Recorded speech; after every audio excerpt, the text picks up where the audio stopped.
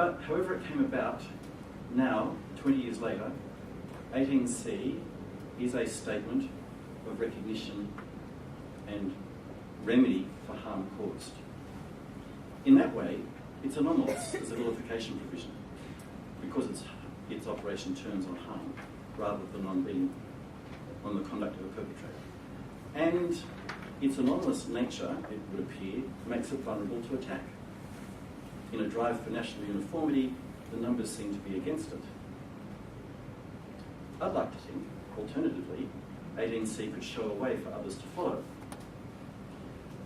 I chair the ACT Law Reform Advisory Council, and in our current review of the ACT Discrimination Act, we are asking the question whether a possible reform to the ACT Act is to adopt something like the 18C approach to regulating racist conduct. And I can see that the ACT reforms may pass the Commonwealth heading in the opposite direction.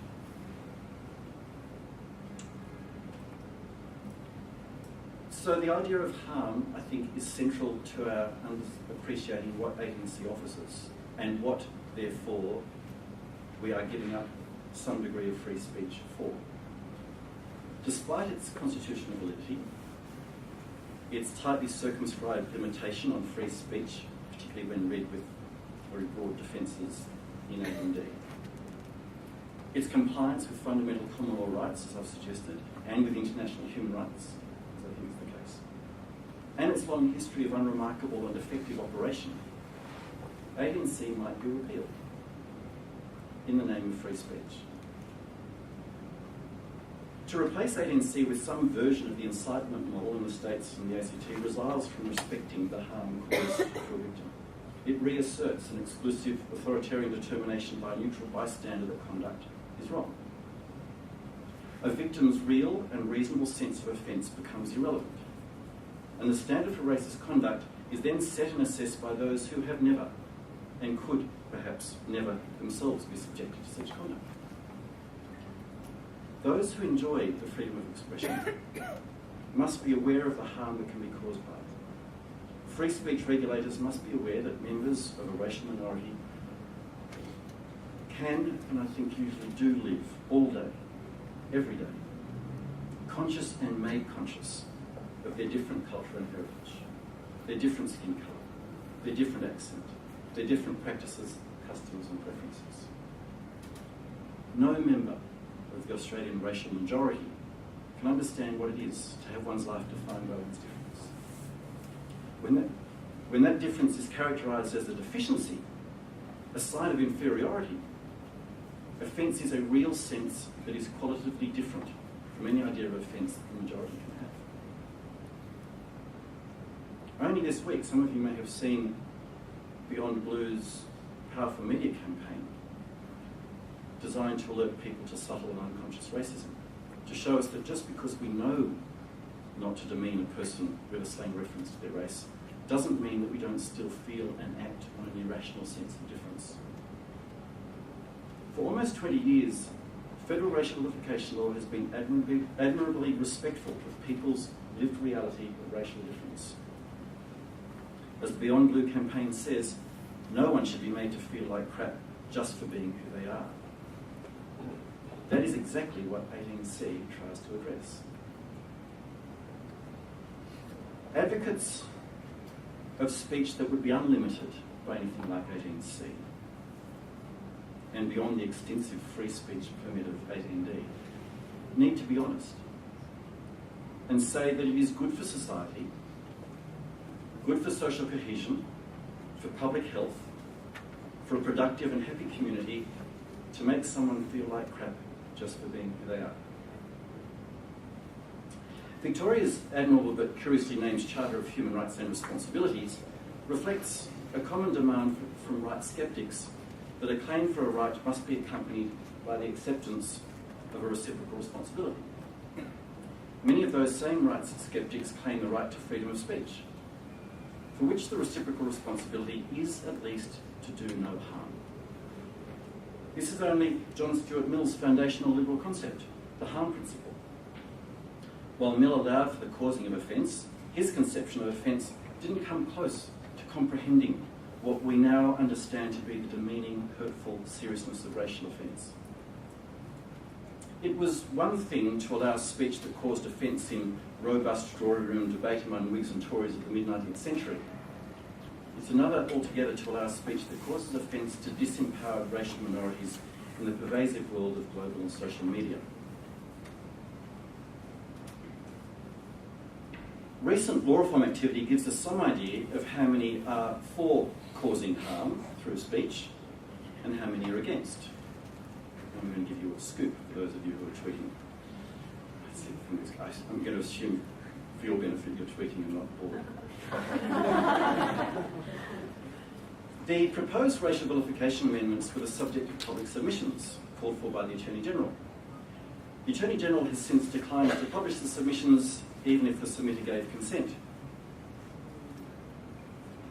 Only slightly distracted by the irony of not publishing submissions to a free speech inquiry, I set about discovering what the submissions actually said.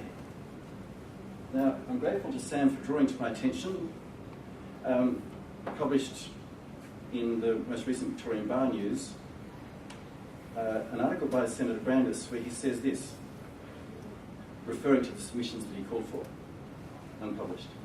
Most submitters understood the government's concern that Section 18C as currently worded is too restrictive of freedom of speech. He also said, what is clear from the process of consultation and is reflected in the submissions is that many thoughtful people agree with the government's view that the provision should be reformed. Well, I draw your attention to the words most and many. We'll leave aside the reference to thoughtful.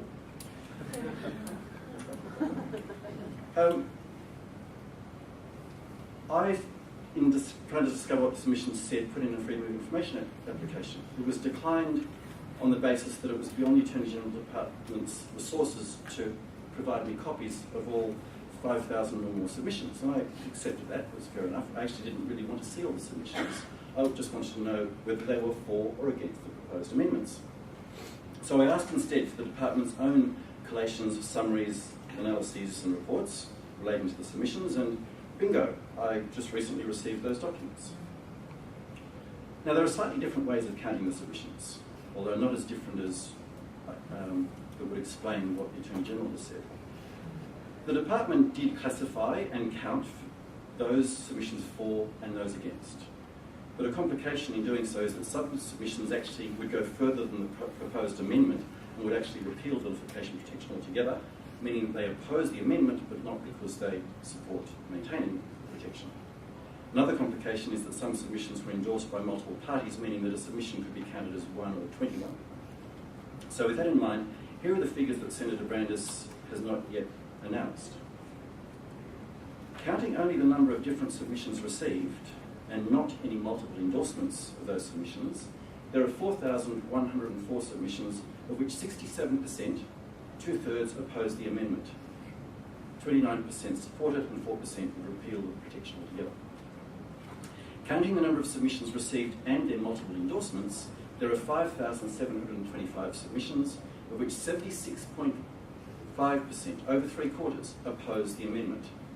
Only 20.5% support it, and 3% would repeal protection altogether. Simple numbers make the case that the public is opposed to change, even without invoking the size and standing of opponents, such as state governments, local councils, and representatives of a wide range of ethnic communities. Now we have to wait and see what the Attorney General will make of those numbers. In any event, he may wait until after the Australian Law Reform Commission has reported. It would be odd, but not unprecedented, as Victorians would know, for a government to ask for a law reform inquiry and then act in advance of knowing what the law reform inquiry reports. However, we may have to wait until after the Australian Law Reform Commission reports sometime in 2016 to know what the Attorney General intends doing with 18C. He may move sooner, but if he does, as I say, the numbers indicate he doesn't have the support of those submissions he received. Whenever it happens, in the meantime, harking back to where I began, Australia needs to have an open, honest, confident racism discussion. And such a discussion comes only from leadership, from people who have the space, who have the voice, who have the capacity to say it, just say it. We need to face up, and through our leaders, we need to be helped to face up to exactly the sentiments that the Beyond Blue campaign is confronting us with. Until we do that, and until we are led to that, we will continue to fool ourselves, thinking that discrimination and vilification laws are sufficient to guarantee a truly equal society. That if we don't say racist things, we're not racist. We need to start feeling the pea, the jagged rock, under the comfortable mattress, if we are ever to, as Donald Horne put it, earn our democracy.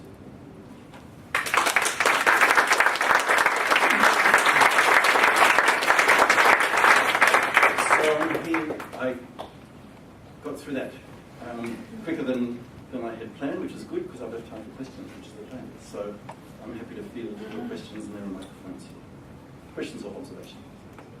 Thank you very much for that speech and for those numbers. That's fantastic. Just wanted to clarify with the numbers of the ones who opposed the amendments. Does that include people who supported some kind of amendment but opposed the proposal? I don't know, and I'd like to find out. The document I was given under Freedom of Information is a table where the Attorney General's Department has listed all the submitters by name, and that's been blanked out, so I don't know who they are. So the first column is 1 down to 4,100 something. Then there's the names that are blanked out, and then they've got columns with ticks. There's a column that says yes with ticks, and a column that says no with ticks, and a column that says opposed with ticks. Repeal with ticks. And then there's another column which tells you whether or not there were comments attached to the thing. So it's a very shallow level numbers. Any depth, I'll have to go back and seek further documents. Can I just ask, what will you do with those numbers and the article? What are you going to do and with the them? article? Oh, don't you worry, I'll be giving those numbers tonight, right, to the Prime Minister and Mr. Branders, as I've done in those submissions. Good, okay. But, yeah. So now, look, the numbers are there to inform the debate. I mean, I think that they are they anticipate, well, I thought they anticipated, but in fact, Senator Branders has already asserted that he has support, so they cast some doubt over that. Yes.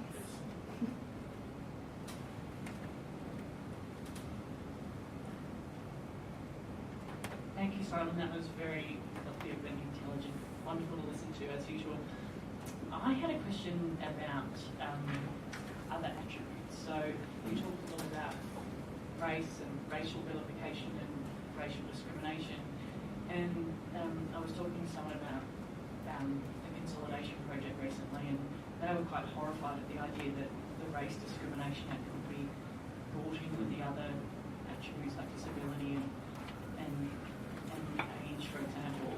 And it got me thinking also about the way that race seems to be singled out in international human rights law as particularly deserving of protection in relation to racist hate speech. And I wondered whether you had a view on whether it did have some kind of special status amongst the attributes that we talk about. Is racist hate speech worse than homophobic hate speech? Is the level of harm greater? Well, as you know, the formal position in international human rights law is that there's no hierarchy of rights. And I think we could extend from that there's no hierarchy of attributes that are protected by rights. That's not to say that, that's the formal legal position.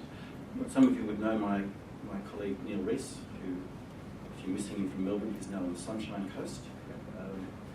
And Neil has, and he's put this in writing so I can quote him, a provocative position that race and sex as attributes are deserving of particular attention, and that other attributes may not have the same standing. And he does that by reference to the world we live in. And a different society may say it differently, but race having its status as it does in international human rights coming out of the Second World War, and that's really its source, and sex because of the just in-your-face inversion of women's position in society, loom large in our society. So Neil's position that no one else has taken up is special status. My view is that that's an unrewarding path to go down.